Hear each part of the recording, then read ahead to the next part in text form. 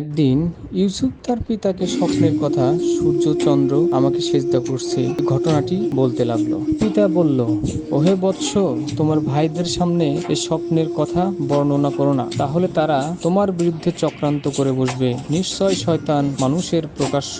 একদিন তারা ইউসুফকে এক অন্ধকার কূপে নিক্ষেপ করলো, যেন কোনো কাফেলা তাকে নিয়ে দূরে কোথাও বিক্রি করে দেয়। তারা সাতজন রাতের বেলায় কাঁদতে কাঁদতে পিতার সামনে উপস্থিত হলেন। তারা বলতে লাগলেন, ইউসুফকে রেখে আমরা দৌড় প্রতিযোগিতায় গিয়েছিলাম, এসে দেখি ইউসুফকে বাঘে খেয়ে ফেলেছে। অতঃপর কূপের পাশ দিয়ে একটা কাফেলা যাচ্ছিল। তাদের পানি পিপাসার কারণে তারা কূপে যখন বালতি ফেললো, তারা দেখতে পেল কূপের মধ্যে একটা বাচ্চা পড়ে আছে।